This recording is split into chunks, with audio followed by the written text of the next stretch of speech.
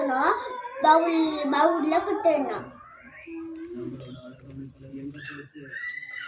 இப்போ நம்ம நாட்டு தக்கத்து போடணும். அதுக்கப்புறமா நாட்டு தக்கரை போடும்போது நம்ம வயலுக்கு என்ன பார்த்துக்கணும். இப்போ நம்ம தண்ணி ஊற்றணும். இந்த அளவுக்கு நம்ம பண்ணிருக்கிறோம். இப்போ வந்துட்டு சக்கரை கரெக்டாக இருக்கிறான்னு கொண்டு வாயில பார்க்கலாம். இப்போ வந்து சின்ன குழந்தை கருப்பு பற்றக்கூடாது, அதனால எங்கள் அம்மா பத்து கொடுப்பாங்க. இட்லி பத்து தண்ணி ஊற்றிட்டு அடுப்பில் வைக்கணும். இப்போ பன்னெண்டு மாவை கொழுக்கட்டை மாதிரி தேட் பண்ணிக்கலாம்.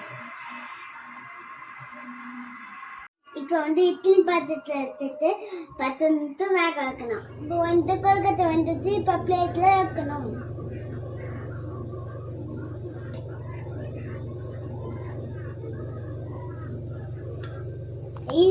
சூப்பரான கொழுக்கட்டை தெரியும். வாங்க அம்மா கிட்ட கொடுக்கலாம்.